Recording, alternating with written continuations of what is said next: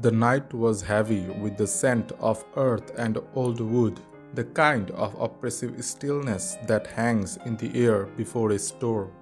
It was the fall of 1862, and the Civil War was tearing the young United States apart.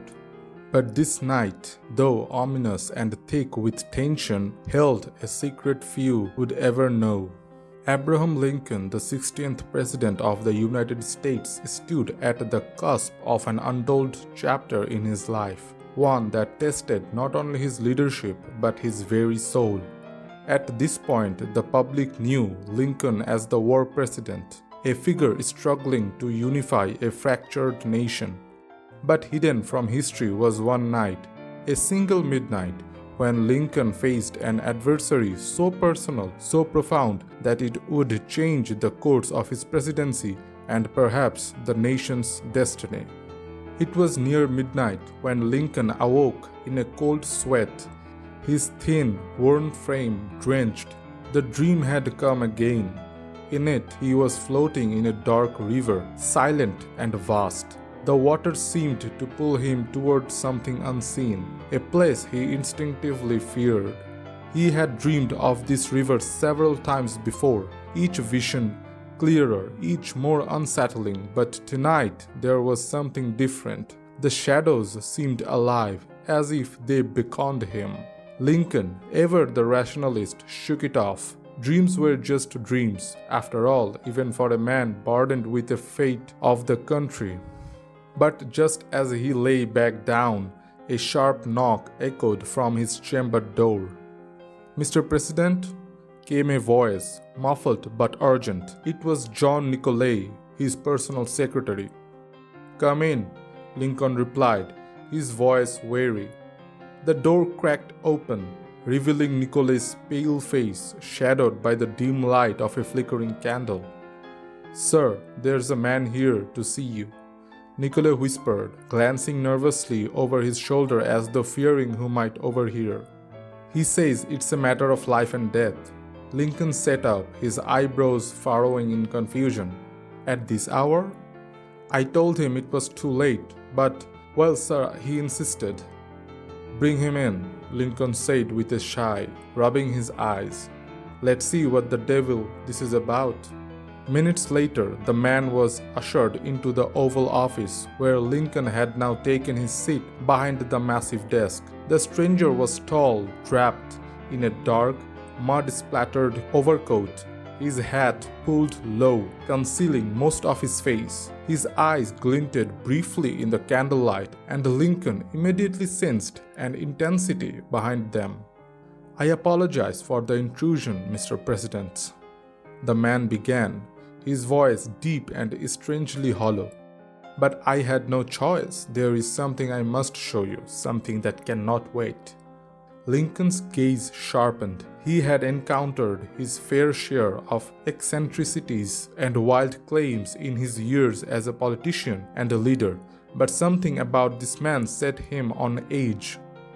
"Speak plainly, sir. What is it that you have come here to say?" The man hesitated for a moment, then reached into his coat, pulling out a small folded sheet of paper.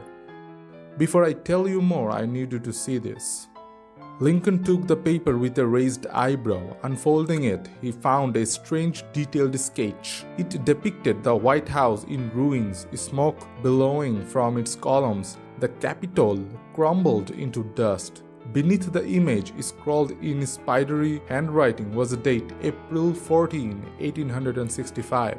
Lincoln felt a shiver run down from his spine. His heart beat faster, but he kept his composure. "Explain this," Lincoln said coldly, not taking his eyes off the stranger. The man sighed and slowly removed his hat, revealing a pale, gaunt face framed by dark, unkempt hair. His eyes seemed to have seen more than a lifetime's worth of sorrow. "I am not of your time, Mr. Lincoln, nor am I of your world." Lincoln's skepticism flared. "Not of this world? I have no patience for parlor tricks, sir."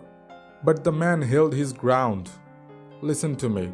I know what you face, and I know the burden you carry. You have questioned yourself more than you care to admit. You wonder if all this bloodshed is necessary, if this war, this union is worth the cost. He leaned forward, his voice dropping to a near whisper. But there is something coming, something that could end not just this war, but the very future you hope to save. Lincoln's jaw tightened, his sharp intellect racing to process the stranger's words. You speak in riddles, sir. What is it you want from me? Your trust, the man said softly, and your time. I know what will happen to you. I know your fate. But tonight, if you are willing, I can show you what's at stake. The words hung in the air like a challenge. Lincoln stared hard into the man's eyes, weighing the impossible claims. He had no reason to believe this stranger, and yet something about the man's presence, his quiet urgency, stirred Lincoln's deepest instincts. He made his decision. Very well, Lincoln said, standing. Show me. The man nodded, relieved. He motioned toward the fireplace, where flames licked the walls in a slow, hypnotic dance. Watch, he said, his voice barely audible. Lincoln did as instructed, staring into the flickering fire. At first, nothing happened, but then the flames seemed to shift, growing brighter, hotter. The room's temperature rose, and the walls themselves seemed to waver as though they were being pulled apart. And then, before his very eyes, the flames expanded into a swirling vortex of light and shadow, a portal. Step through, the man urged, his eyes locked on Lincoln. Without hesitation, Lincoln moved toward the fire. The heat was intense, almost unbearable, but he felt no pain. With a single step, he passed through the vortex and into another world. Lincoln found himself standing in a world unlike any he had ever seen. He was still in Washington, but it was a Washington of desolation. The sky was an unnatural gray, thick with ash. The city lay in ruins, its grand buildings reduced to rubble. There were no people, no life, only destruction. Look around, Mr. Lincoln, came the man's voice, though he was nowhere to be seen. This is the future you will create if you do not act. Lincoln's breath caught in his throat. What is this place? It is what becomes of America if you falter, if you give in to the forces that seek to divide this nation forever. The war will not end with victory, it will end in ruin. The Confederacy will not fall.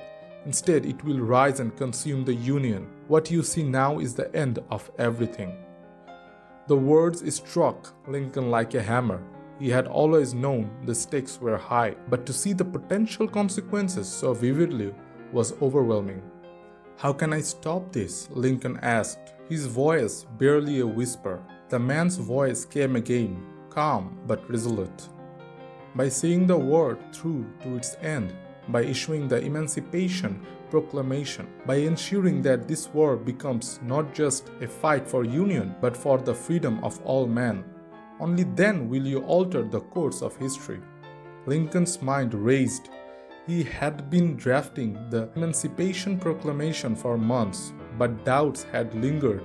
Would the country accept such a radical step? Could he justify it politically? As if sensing his hesitation, the man's voice came again, more forceful this time. You are the only one who can do this, Abraham. If you do not act, this is the future your country will inherit. Lincoln closed his eyes, the weight of the decision pressing down on him. When he opened them again, the vision had faded, and he was once again standing in his office, the stranger before him. For a long moment, neither man spoke. Lincoln's mind was racing. Could this have been real, or was it some strange trick of his own imagination? But the emotions, the vividness of the vision, it had felt too real to dismiss. You must decide now, Mr. President, the man said quietly. Will you issue the proclamation, or will you let fear dictate your actions? Lincoln straightened his gaze steelly. I have made my decision, he said softly. The proclamation will go forward. The man nodded, a slight smile tugging at the corners of his lips. Then you have saved not only this nation, but its future. And with that, the stranger turned and walked out into the night, leaving Lincoln alone in the flickering candlelight. On January 1, 1863, Abraham Lincoln issued the Emancipation Proclamation, declaring all slaves in Confederate-held territory to be free. The war would rage on for another 2 years, but Lincoln's bold action would alter the course of history forever, solidifying his legacy as the president who fought not only to preserve the Union, but to extend freedom to all.